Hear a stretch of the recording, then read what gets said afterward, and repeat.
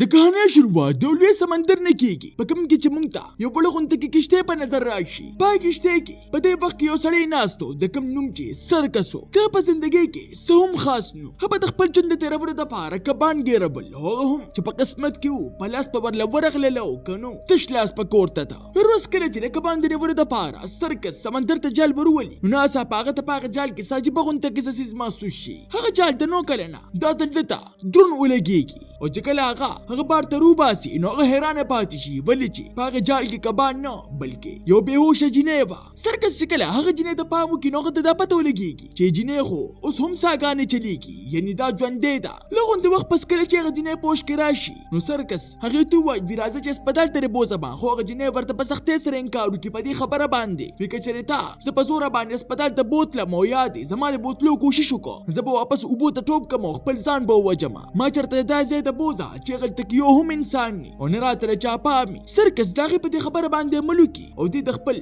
مور او پلار زوړ کور ته بوځي هغلته کې هغې ته دا پته ولګي چې سرکس مور او پلار دواړه مړه دي چې سرکس هغې له په دې خبره باندې په هغه ځای کې تسلي ورکړي وایي ته اوس په دې ځای کې ښه په ارام سره ارام کولی شي او هغې د خوراک د ورکولو نه پس د هغه ځای نه لاړ شي هغې نه پس سرکس د خپلې طلاقې شوې ښځې کور ته لاړ شي د چې کومه ښځه طلاقه کړې وه د هغې نه د ده یوه لور هم وه د کوم نوم چې عیني و او په دې وخت کې د ګردو په یوې خطرناکه بیمارۍ کې مبتلا وه د هغې دواړه ګردې خرابې شوې د سره وجې چې دا اوس په دې وخت کې په ډایلیسس باندې ژوندی وه هغه دغه بیمارۍ تر دې حده پورې کمزورې کړې وه چې په صحیح طریقې سره به ګرځېدې هم نه شوه سرکس خپل لور هسپتال ته بوځي چېرته کې چې د هغې علاج شروع شي چې د علاج په وخت کې هغه خپل پلار ته ووایي پلاره ما ته یوه قیصه وکړه چې سرکس هغې ته یوه قیصه شروع کړي د سمندر په غاړه باندې به د یو کبان نیولو والا اوسېده چې ورځ هغه کله سمندر ته جال ور واچو نو په هغې کې یوه ښکلې جینۍ ګیره شوه په دې سره یعنې د مغز سره د خپل پلار تپوس وکړي وي آیا هغه جینۍ د اوبو ښاپېرۍ وه ما د هغې په باره کې په کتابونو کې ویلو چې کله هم د اوبو ښاپېرۍ په ځمکه باندې راشي نو هغه صرف او صرف 7 کاله ژوند په ځمکه باندې تېرولی شي په اصل کې په دې وخت کې سرکس هغې ته سره دروغو قیصه نه کوله بلکې خپله د رښتیانو قیصه یې ورته کوله دې دپاره چې زما له غونډه کې زړه سپک شي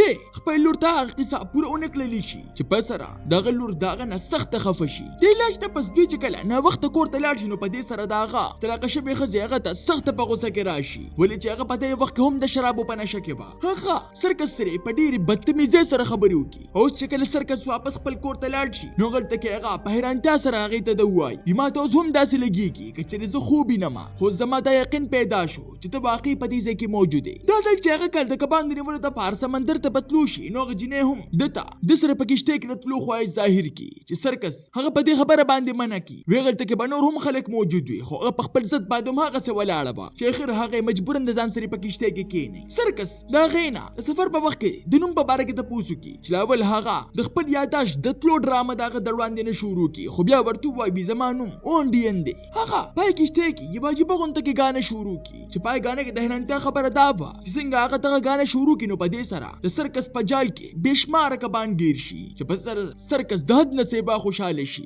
هغه اونډین ته ووایي ته اوس ما سره د دغې کبانو د خرڅولو والا منډۍ ته هم تللی شي خو هغه ورته انکار وکړي په دې خبره باندې زه یو انسان سره هم ملاوېدل نه غواړم سیبا دستانه اوس د سرکس شک په یقین کې بدل شي چې اونډین واقعي یوه عامه جینۍ نه ده سرکس چې کله هغه کبان منډۍ ته یوسي نو دا ځل هغه ته بلها پیسې میلو شي چې په هغه پیسو باندې د اونډین له جامې واخلي او بیا په خپل لور پسې سکول ته تلو نه پس هغې ته باقي کهاني واورئ د این نیوز په خپل پلار باندې دا شک پیدا شي وي دا دې چې ما ته کومه قیصه هم کوي دا کیدی شي د سره په حقیقت کې شوي دي په دې کې د اونډین سرکس په مزه مزه په خوښېدو شي او د سرکس په زړه کې هم د هغې دپاره هر حد ته د تلو دپاره تیار شي هغه د اونډین نه تپوس وکړي وي ته به دلته کې د کله پورې چې په دې سره اونډین ورته ووایي وی خو ستا خوښه ده چې تر څو پورې ما ته په خپل کور کې پرېږدې چې په دې سره سرکس ورته ووایي زما خو دا خواهش دی چې ته همیشه هم دلته کې اوسېږي په دې پورېدو سره اونډین د حد نه سیبا خوشحاله شي او ده ته په خندا شي په دې وخت کې سرکس چرچ ته لاړ شي او هغلته کې د یو پادري د وړاندې نه د خپلو ټولو ګناهونو اعتراف وکړي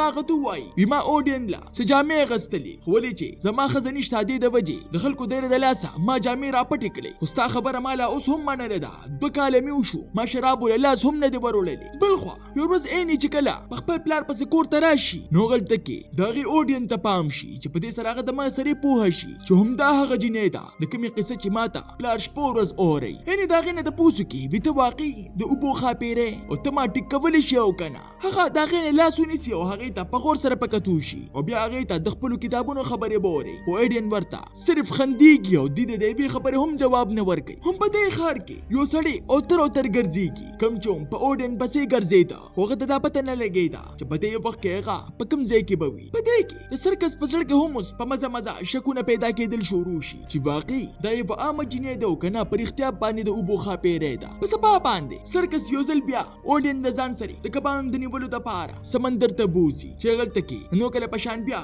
هغه غانه ویل شروع کی چې په سر یو ځل بیا دغه په جال کې بشماره کبان گیر شي. سرکس اوس حیران هم او ورسري خوشاله هم چې په دې وخت کې د سمندر پولیس دغه کشته چې کبر د پاره دغه کشته ترا بوډي اورډن د مغه سری ځان پټ کی ولې چې هغه یو انسان ته خپل ځان ښکارا کول نه غوښتل خو دې باوجود د پولیس هغه ته پام شي. هغه د سرکس نه د پوسو کې ودا جنې سوکتا چې په دې سر سرکس وته پیر کې وای ودا زما خزه ده چې په دې سره هغه دا غینه د پوسو کې چې دا ورته هم هغه څه خبرو کی دا وې ته نه پس سرکس اورډن تو وای اوس ته پټې دوه هیڅ فائدہ نشته ولې چې د پولیس په اوس ټول خار خبرې کی ته نه پس دوی چې کله خار ته لاړ شي نو غلطه کی ټول پټوله د دې کشته ته ګوري چې په دې سر دوی ته اندازو شي چې واقعي دې ټول خلکو ته ها خبر رسیدلې دي. کله چې اورډن اني سره ملو شي نو اني په خوشاله کې پلار تو وای د زمخ کې هم اورډن سره ملو شوی ما اوس په مزه باندې د دغه دوه په منځ کې دوستي را شروع شي. یو ورځ اورډن اني تو وای ویته لامبي ورینه چې په دې په جواب کې اني برتو وای وی مالا دوبونه یې راځي او کچري تر سره یو ځای لامبي نو بیا ټیک ته وبلامبو اورډن هغه ځان سره بوته بوزي او هغه ته د لامبو چل بروخای چې په دې وخت کې دا غي خپا سس سره جنگيږي او چې کله هغه سس بار ته روباسي نو غي او جالو جوړن هغه ته په غور سره پکتو شي چې کوم نه داسو لګيږي کچري سپکه تعالی شي اني په دې سر داغه نه ته پوسو کی وی آیا داستا جادویی لباس ته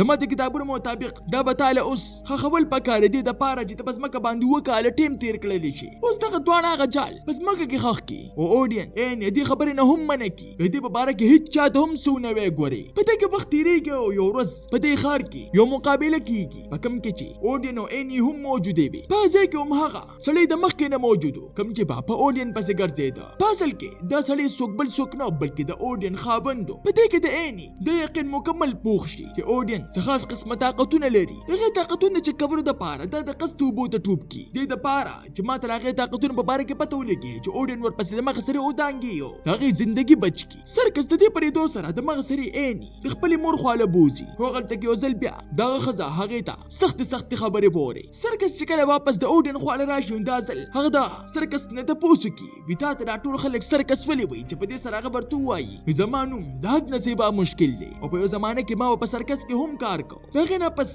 ما د شراو پس کلو باندې شروع واچوله او زما خزه به هم شپورز په نشه کې اوسېدله یو ورځ زمون لور بیماره شوله او موږ دواړه په نشه کې چې دا ورځ نه ما دا فیصله وکړه چې زه به دا شراب د همیشه لپاره پرېږدم په دې خبرو کې هغه دومره جذباتي شي چې په جړا شي او په دې وخت کې د اورډن خاون هم د سرکس سره ملو شي هغه دا غنه د اورډن په باره کې تاسو کې چې په دې سره سرکس ورته سمونه وای خو دې باوجود هغه سړی په سناس طریقې سره دغه کور ته ځان ورسي اورډن دغه پرې دوه سره د مغ سره په بل دروازې باندې وتختی او چې کله هغه ته اورډن ملو نشي نو هغه په غوسه کې ګاډي را روان کړی وي چې په لار کې او جنگي هغه دا ګاډي چې بل چا سره نه بلکې د سرکس تلقي شوی خزي او داغي نوی خاون سره او جنگي او وی سره په دې وخت کې پاغي ګاډي کې اني هم موجوده و په حادثه کې د اني میرانه پلار هم موجود شي او مور او لور پکې سخت زخمیان شي هسپتال کې ډاکټران به تو وای کوم سړی چې مړ شو دا ګردې مونږ وکړي اوس هم لا سیدیو اني ته لګېدلی شي چې په دې سره دوی ته د اني د بچکول یو بل مکمل شي بل خو د اورډن خاون هغه پس کور ته راشي هغه د غزنه بوتل غواړي خو هغه ورته انکار وکي ویزه به اوس د همیشه د پاره دلته کې اوسېږم پس په باندې سرکس طلاق شوی خځې د خپل خاون یری په سمندر کې وبای او هغه ته اوس داسې لګيږي چې دا ټول حادثه زما د بجو شو ولې چې ما په نشه کې گاډي چلو دنه پس هغه سرکس تو وای وی ته اوس ان د ځان سره اوس ولې شي خو په دې شرط باندې چې ته په د اورډن نزان لري ساتي په دې سره د سرکس ماسغه کار پرېږدي چې خیر زو سوکما یو خو اوس داغه لور وو بل خوایې نوی مینا وا چې په دغه پریشانه کې هغه د مجبورې نه شراب وسکي هغه د نشه په حالت کې اورډن د لاسونی سیو په بي خوشي جزيره کې پرېږدي په دې جزيره کې چرته کې چې د انسان درګ هم نه لګیدا هڅه کله دونه د پاسو خيږي نو غلطه کې پادری راشي او هغه تو وای وی خفو سیدل خو هر چاله ورزي کچره خوشحالي غواړي نو داغه د پاره با زمانه سره جنگيږي چې په دې سره سرکستا د خپل غلطي احساس شروع شي هدا مغزري د اورډن درابستو د پاره هغه جزيره ته ورپسې لاړ شي هغه ورته په جزيره کې ملو نه شو په بل جزيره کې ورته ملو شي هغه هم په سخت کمزوري حالت کې اوس هغه د اورډن نه د ریختو په باره کې ته پوښتنه کی وي ته څوک چې په دې سره هغه ورته وایي ویزه پاسل کې دې ځای نه ما بلکې دا رومانیا یم. زما خاوند یو مجرمو کوم چې بعد پودرو کار کو. یو ورځ مونږ پودر بل چرته وړل چې په لاره کې فوجان را باندې حمله وکړه چې خاوند مال پودر راکړل او ماته دا غزنه تختیدو د پارو ویل. خو لاره دومره د و چې زه به هوش شوم د وش قسمت نه تا په جال کې بار ته رو باسلم. په دې سره سرکس پاغه باندې سخت لخف شو فیصله وکړي چې دا بوز زما سره په دې ځای کې ټول عمر د پارو سیږي. د چې کله واپس کور ته راشي نو دی په کور کې د اودین خاوند مخ کې نه موجودو او هغه تکي هغه د خزینه دغه بیگ په باره کې تاسو نه شروع کی په کم کې چې داغه پودر موجودو. پاسل کې هغه بیگ پاغه جال کې موجودو کم چې دی او ان پاغه ورځ باندې خخ کړو. د چې کله دغه درو باسلو د پاره غل تکلاړ شي نو دی د پاغه ځای کې ملون شي ورې چې هغه ان په بل ځای کې پټ کړو دی د پاره چې چاله په لاس باندې ورنشي چې ډیرو منټونه پس اخر ان دوی تاغه ځای وروخای په کم ځای کې چې هغه بیگ موجودو. د ټول پګشته کې دغه ځای په لخ باندې روان شي په کم ځای کې چې بیگ موجودو. اودین تا اوس دا پته لګېدلې وا وی کچري چې خپل خاوند لاغه پودر ور هم کما نو ماته را پته را چې دی ما چر هم نه پرېږدي. زمانه علاوه خو د کاروبار نه چلیږي چې په دې سراغه د قسط خپل خاوند لدی کور کی او ورې چې هغه لامبو نه ورتله هغه هم پاغي بو کې مړ شي. اته پس